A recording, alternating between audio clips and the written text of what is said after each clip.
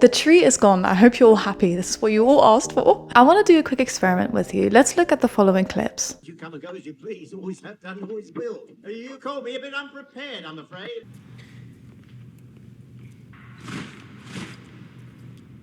You were my brother, Anakin. I loved you.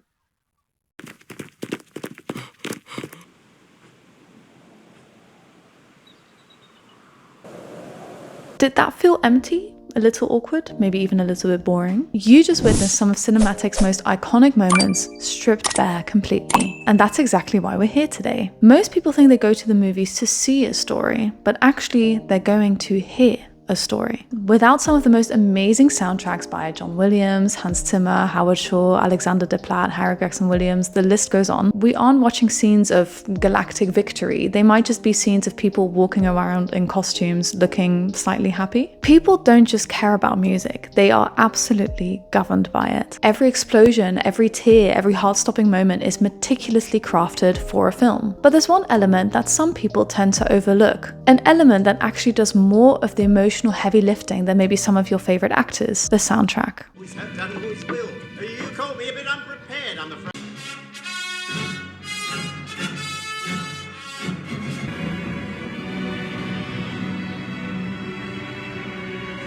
You were my brother, Anakin.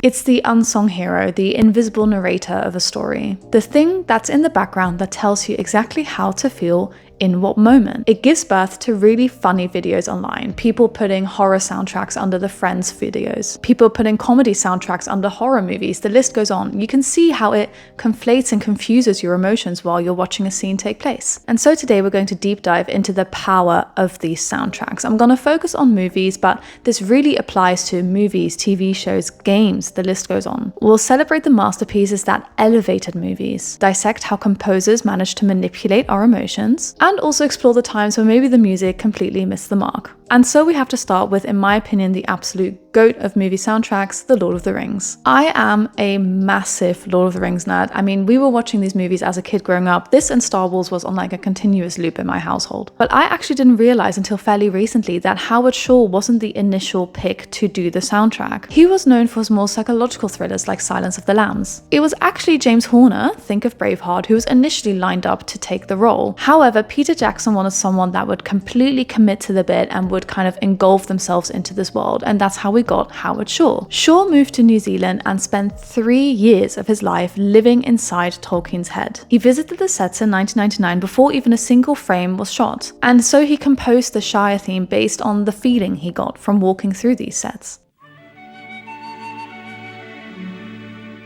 Shore uses something called the leitmotif system. He wrote over 100 specific themes for the movie, and so we're gonna take a look at some of my favorite ones. I mean, I love the entire soundtrack, I really couldn't pick, so here are just a few examples. Starting with the theme for the Shire. Shore chose a tin whistle and a fiddle for this score. Now you might be asking why. These are known as folk instruments. They kind of invoke this feeling of dirt and grass and home. However, the theme changes throughout the movie. By the time we get to Return of the King, my personal favorite in the trilogy, that tin whistle has become a full 100-piece orchestra. The music literally grows as the journey of Frodo and Sam grows as well, and their characters change. Something that started off symbolizing a small, homely feeling has turned into a huge cinematic masterpiece. And then, of course, we have the various themes for the elves. For Rivendell, Shore uses arpeggios. These are swirling, rising notes, and he uses them mostly on harps and strings.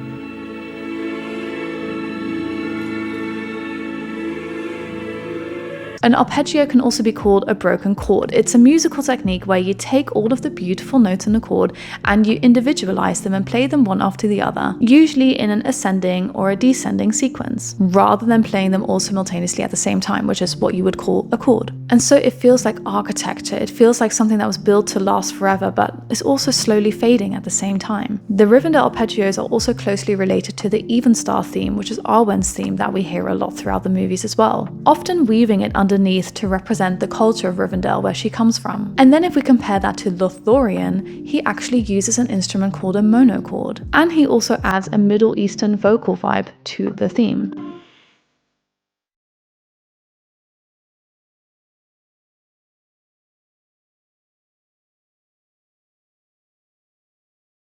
The monochord is a specialized string instrument used by Howard Shore to create this ethereal, ancient, and otherworldly soundscape for the Elves of Lothlorien. It feels more mysterious, more alien-like, and is often paired with other traditional or exotic instruments such as the sarangi, which is an Indian blow flute, and also the ney flute. It tells you that while Rivendell might be a place of learning, Lothlorien is a place of ancient, dangerous magic. And then we have the Uruk-hai theme, which is absolutely genius. Most music follows a 4/4 time. This is in line with your heartbeat. Shore, however, puts the orcs in a 5/4 time.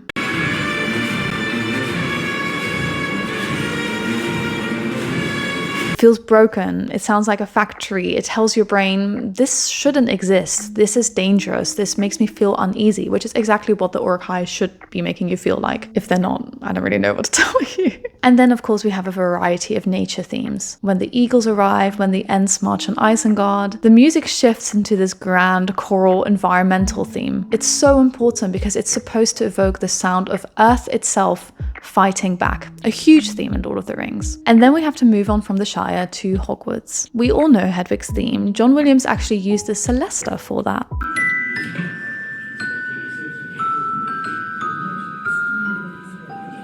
It's that bell-like sound that makes you feel like snow is falling down. Now, the Harry Potter franchise actually went through a variety of composers. In the 2000s, director Chris Columbus and the producers sought a legendary composer for the movies. They knew this was going to be a high-profile adaptation, so they wanted someone who could handle a project of that magnitude. And in comes John Williams. Before officially signing on to do the entire score, Williams was asked to write a piece of music for like a teaser trailer that they'd made. And Williams ended up writing a theme which would eventually become Hedwig's theme. To capture the feeling of magic even before seeing any of the footage, he wrote it after dinner one night, orchestrated it the next day, and recorded it shortly after. The producers loved it so much and so became the cornerstone of the franchise's musical identity. John Williams only did the first 3 movies. Patrick Doyle was chosen for the 4th, likely chosen for his experience in large-scale orchestral scores and also his existing relationship with the British film industry. This is very similar to how Yates brought in a trusted collaborator for the next movies. Director David Yates brought in Nicholas Hooper to support him. Hooper had collaborated with Yates on a few other projects such as Sex Traffic, and I think Yates wanted that established working relationship for movies of this magnitude. To convince Warner Bros. Executives, Hooper wrote a demo for the scene where Harry Potter arrives at the Ministry of Magic and showcases his ability. And then of course Alexander Desplat was brought on for the last 2 movies. This was very much based on his reputation. He'd worked on really big projects before like The King's Speech and Fantastic Mr. Fox. And so we have to look at the evolution of music throughout these movies. And I really want to hit on one theme that I just love so much, which is Lily's theme. Alexander Desplat brought this in the 8th movie, the final installment, and it's the opening soundtrack to the movie. We see Snape standing, he's looking down at the students in Hogwarts, and it really creates this sense of, oh my god, what has happened here? Like everything has gone to the shits. For all the movies prior, we heard about Harry's mother's protection for him, but in this movie we actually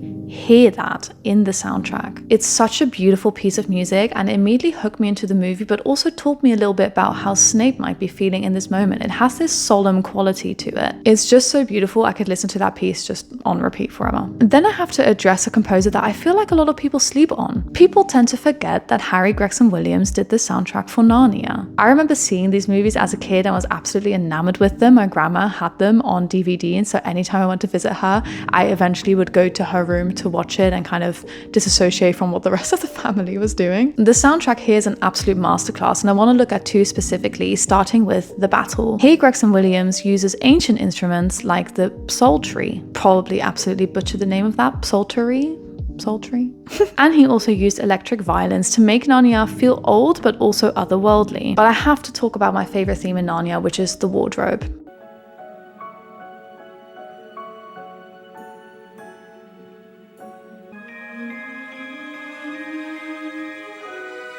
Gregson Williams here didn't go for this big, epic, fantasy-esque soundtrack. He knew that for Lucy, the character, Narnia is meant to be a secret. It's very intimate when she sees it for the first time. And so the theme starts with these delicate, twinkling piano notes and a solo flute singing on top of it. It feels fragile, almost like a snowflake in this beautiful environment that we're in. And I feel like it captures childhood magic absolutely perfectly. But then, as Lucy steps further into the woods, he starts bringing in the Lydian scale. In music, the Lydian scale is often used to evoke feelings of yearning and wonder. It sounds unfinished in a way that makes your heart feel like it's opening up. And so when the strings finally swell and she sees the lamppost, it's not an explosion of sound, it's this sigh of relief, and everything that we were hearing before has all come together into this beautiful theme. For me, it literally is the sound of stepping into your dreams, which is exactly what you're supposed to feel like in that moment. And he doesn't stop there. As I mentioned, he uses these ancient instruments like subsaltery to evoke this feeling of magic. It gives Narnia this dusty, ancient texture. It makes the world feel like it's been waiting for the Pevensies for thousands of years. And then when Aslan finally appears, we hear the Eastern choral influences as well. We go to this intimate wonder of a child to the terrifying majesty of a king. If you ever want to feel like 10 years old again, discovering something new for the first time, just put on the Wardrobe soundtrack. It will absolutely bring you there. And we have more otherworldly soundtracks. I mean, look at Avatar, for example. James Horner did a fantastic job with that. Horner spent 2 years working with an ethnomusicologist to evoke the exact right feeling. He created this entire new musical language for the Na'vi. He didn't want it to sound like movie music. He wanted the music itself to sound like it had evolved on another planet. And that's the level of obsession that I want to see from my composers. It's really interesting to compare the music of these big franchises we've talked about so far. John Williams in Harry Potter uses the Celesta to make the magic feel mischievous. Howard Shore in Lord of the Rings uses the tin whistle to make the adventure at times feel homely. And Gregson Williams in Narnia uses the flute and the piano to make the discovery feel almost spiritual. Similar genres, but very different emotional languages in the music.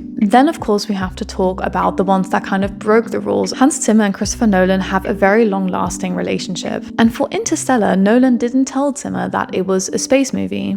He simply said it's a movie about a father and a son. And so Zimmer wrote a tiny, intimate piano piece for that scene. When Zimmer then found out there was going to be this massive sci-fi epic, he kept the heart of that but scaled it up. He went to a church in London and used a 90-year-old pipe organ. Organ needs air to make sound.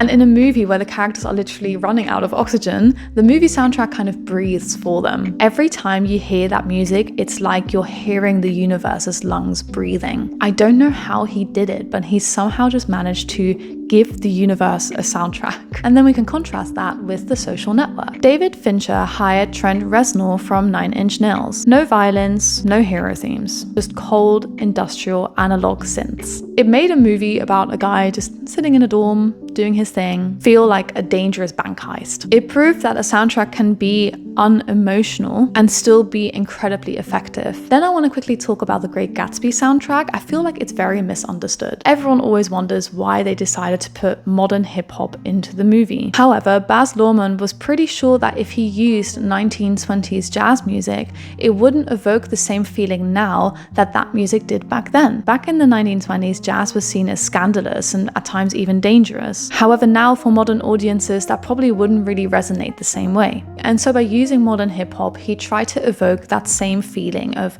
this is this dangerous youth music that we're hearing. He wanted us to feel as hyped and overwhelmed as Gatsby's guests did at the time. And so he used this music to bridge this 100-year gap where the audiences watching this movie wouldn't feel like they were looking like at a museum and at old stuff, but like they're part of the party. But now we've covered a few soundtracks that mastered what they need to, right? That evoke the right types of emotions and storytelling. But unfortunately, that doesn't always happen. For example, Tenet was heavily criticized for its soundtrack. The wall of sound in Tenet seemed to be a struggle for quite a few. Many felt that the music was mixed so loud that you couldn't actually hear the plot of the movie. And so we noticed that when the music stops being a companion and becomes an obstacle, it completely breaks the immersion into a movie. The same also was seen in Suicide Squad. For a lot of people, myself included, this felt very much like a Spotify playlist that was played on shuffle. Every 30 seconds, you kind of hear a new hit song, and while I enjoyed some of these pop songs, I don't necessarily want to hear them in a movie. They take me out of what I'm watching. It didn't really let scenes breathe, and at times it felt like they were trying to sell the album more than they were trying to tell a story during the movie. And then another example is King Arthur, The Legend of a Sword in 2017. The track Growing Up Londinium features this very rhythmic human panting and grunting.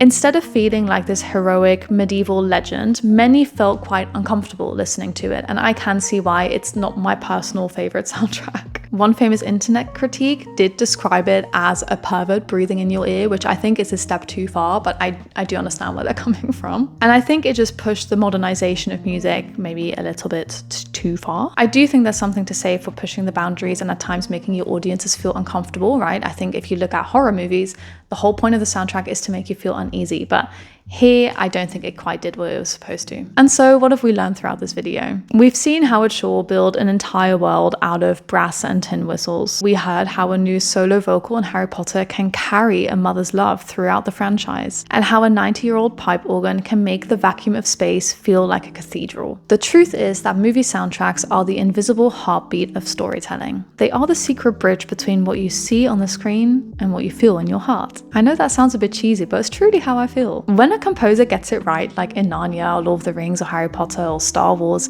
the music becomes like a time machine. I can listen to these soundtracks over and over again and be brought back to when I went to see Revenge of the Sith 5 times in the first week it came out, or when I used to sit in my grandma's bedroom watching Narnia, to the Lord of the Rings all-nighters that I had with my dad, to when Avatar came out and where we lived in Holland was absolutely snowed under, so we walked through a bunch of snow to just get a glimpse of it and watch it in the cinema. I listen to soundtracks on the daily. At least one of the composers I've mentioned today always manages to find their way into my top 5 Spotify artists of the year. Narnia and Avatar were the soundtracks that I religiously listened to in my first year at university practicing for my exams. The Lord of the Rings soundtrack now always comes on when I'm working. And like I said at the beginning, there are other amazing soundtracks too, not from movies. For example, Ori and the Blind Forest, I had that soundtrack on religiously while I was studying for my A-levels. Music transcends, and it brings me this amazing calm. And now I want to hear from you. What are your favorite soundtracks? Where do you think a movie went completely wrong with the soundtracks? What types of soundtracks hit the most for you? Are they the classic themes like in Jaws? Are they beautiful new themes like in Dune? Let me know in the comments below. As always, thank you so much for watching. I'm thoroughly enjoying this whole YouTube journey that I'm on at the moment. And while I always try and scramble for videos, I might not always be able to upload the amount that I'm currently uploading, but I'll always give it my best. If there's anything you want to see or anything you think I should cover, whether it's from movies, TVs, soundtracks, pop culture, social commentary, let me know in the comments below. And I'll see you in the next dimension.